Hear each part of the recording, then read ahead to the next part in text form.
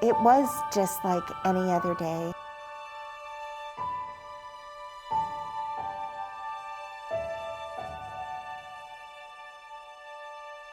It was clear, and it was one of those first days where you felt like fall was coming, and it was cooler, and the humidity had broken, and it was beautiful blue skies. It was pretty much a normal day. The weather was fair, and I was working in operations at the time, and I was conducting training with some of our new trainees. 9/11 did start off like any other day. I was in the executive offices of the airport.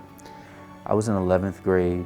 I grew up in a suburb outside of Washington, D.C. I was in English class. I remember walking into the office and people were already milling around. My daughter was starting her first day of preschool. I was walking her up towards the preschool. At that time I had a pager. I didn't have a cell phone, right? I had a pager. And my pager started going crazy. I was in my office doing normal airport operations stuff, looking at runway closures, construction activity, inspection reports that were done. And my wife called me and said that an airplane had hit one of the trade centers. So my secretary comes in and says, oh, there was a plane accident and it hit one of the buildings. I had a meeting with a contractor. We were doing a debrief on to some folks who didn't win a contract, and we were in my office. At one point somebody started knocking on the door, and I remember feeling irritated, like, why are you interrupting me? And they came in and they said, you really need to come to the break room and see what's happening on TV.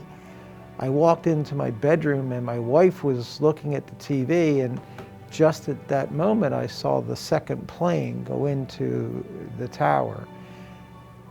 And I just knew that it wasn't an accident. At that point, all of the operations people that were in the room said, that's a passenger plane. That's not a small plane. This is not an accident. Our teacher left the room, came back in tears, and turned on the news. And as a class, we all saw what was unfolding. I knew at that point that our worlds had completely changed. In 2000 was a really good year for us. The city hosted the Republican National Convention, which was just a huge draw coming in to the city. We were very excited here at the airport because we had a lot of development going on. So we had just really opened what is now called the BC Connector. We opened that in June of 1998. Terminal F was a new terminal, had just opened. Terminal A West was under construction. Runway 826 had just opened in December of '99. Terminal F had just opened in July of 2001. So we were very excited about that, and we were mere months away from opening up Terminal A West. It was a very exciting time. We had a lot of international traffic. We had just built out this beautiful brand new BC Connector. We were building out other concessions in the concourses.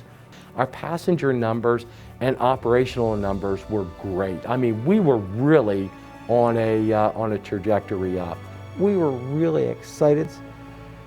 And then, less than a year and a half, 2 years later, you have this experience. It was shock and horror that this could occur on American soil.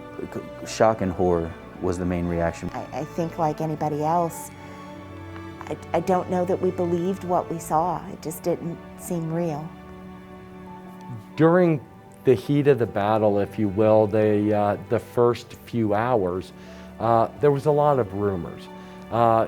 Initial situation reports typically are not very credible, just because there's so much going on in the fog of the situation. And of course you think, this occurred and this was very well coordinated. Is there a second attack? Is there a third attack? Are there more attacks like that planned? I just remember that at the point in which the Pentagon was hit, that we were told we needed to leave without much explanation other than that. And so it really was a lot of confusion. people nervous and scared. Your cell phones weren't working because calls weren't going through, and a lot of uncertainty. Like, we just didn't know what was going on. We realized at that point it was a serious event, and we had to start to prepare for it. And then basically, you know, got our folks out on the airfield just starting to drive around and kind of look for things. Because we didn't know what we didn't know. We just knew that something happened in New York, and we didn't know was Philly going to be, you know, a part of that, you know, attack. The order shortly after that came down to clear the airspace. So all of the planes had to land that were in the vicinity of the airport. So at that point, we had planes landing that did not intend to come to Philadelphia. It was kind of wherever the aircraft was, they were directed to land at the closest airport, and that was something the FAA took care of. We did receive a lot of flights into Philadelphia that were not bound for Philadelphia. It was time to be prepared for airplanes. You know, obviously we have certain carriers that operate here, and there were certain carriers that don't operate here, and we didn't know what airplanes we were going to get. Who were the passengers? Where were they going to? And where are we going to send them? Because we can't send them to another airport. You know, who could help us, you know, get these people off the planes and ultimately out of the airport, because nobody knew who the bad guy may be at this point. So the goal was to get everybody out of the secure area of the airport and basically shut down, you know. But to do that, you had to get planes parked and get people off of them and get them their bags and their stuff. No one ever really knew how to do that because there wasn't a plan for that. We tried to get everyone out of the terminal buildings. So we mobilized buses that were on the campus, parking lot buses, and anybody we could find, and pulled everybody out of the terminals and bused them to the convention center that was nearby. And it was really just to try and keep people safe. We then locked everything down in the airport. We just didn't know, like, did we need to be ready to react with the police somewhere to an airplane? It was a pretty large logistical feat that we had to work through very quickly. I left my house and got in my car, and I was driving down I-95, and the highway was deserted. There was nobody on the highway, and interesting, there were no planes in the sky. All the planes were on the ground. There was nothing moving on the airfield. All of the terminals were completely empty. And it was the only time that I have ever experienced that kind of stillness. Walking out of my building at the end of that day and hearing silence. And at an airport, when things are silent, I mean, number one, I never heard that before. I don't know that I've heard it since. But when things are silent, it's, like I said, it's just one of the saddest things in the whole world. So at the time, both of my parents were working in Washington, D.C., so I was very concerned about their well-being immediately after learning of the Pentagon being attacked. My aunt also lived only a few miles away from the Flight 93 crash site in western Pennsylvania.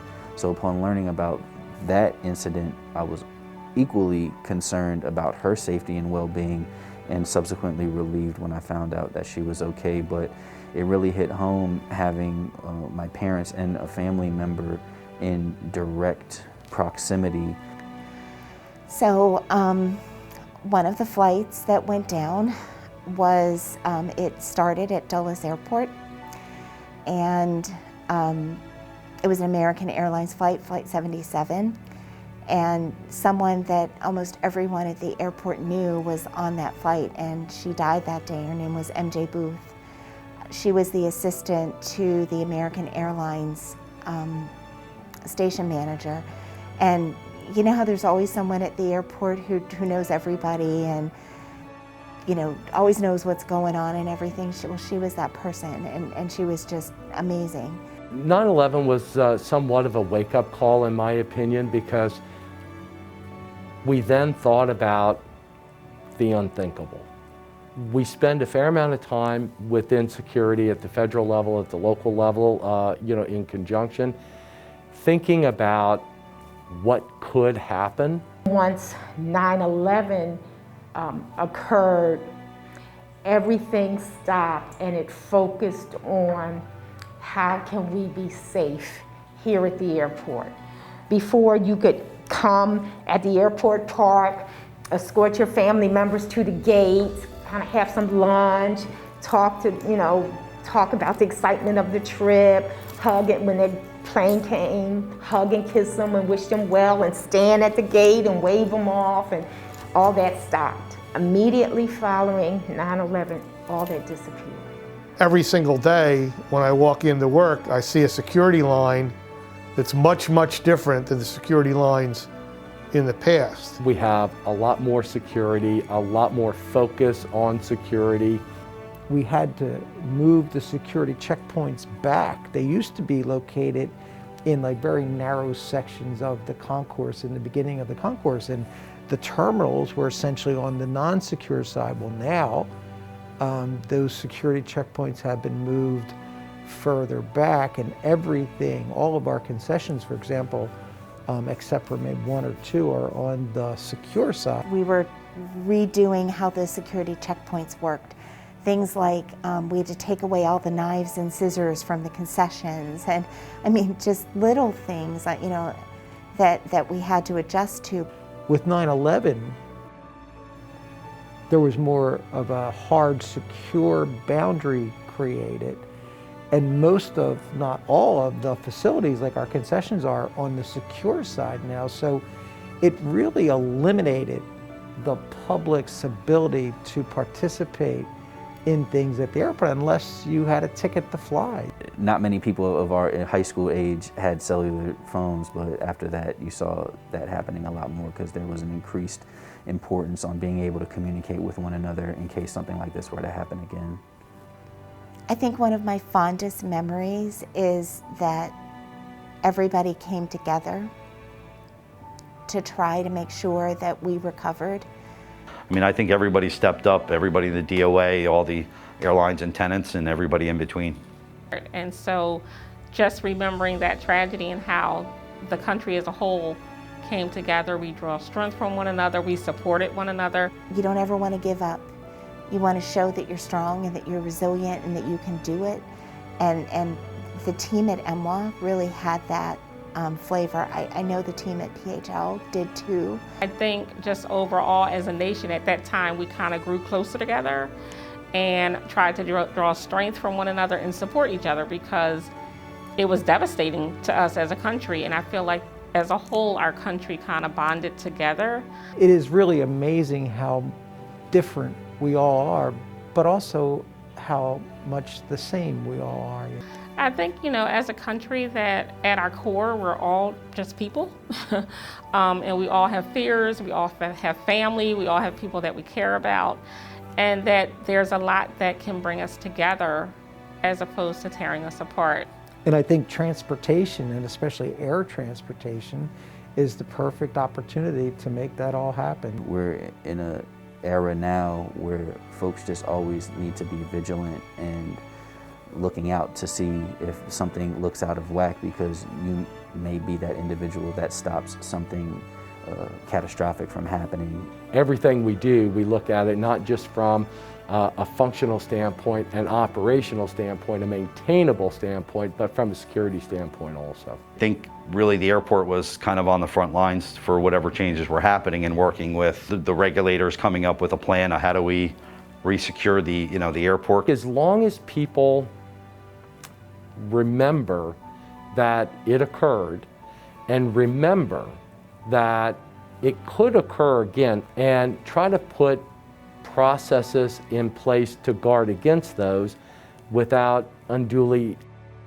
burdening people's ability to travel. We do things differently today than we did before. We're a lot more conscious of it, and I think that's a good thing. I think we have figured out, and through technology, we're making advances every day on how that security can be less invasive in the process of travel. But I think it's just important that everybody realizes that security is important. It's 20 years. And I think it's good for us to stop and pause for a minute and remember what it was like and how far we've come. Things that we've done better and things that we still need to improve.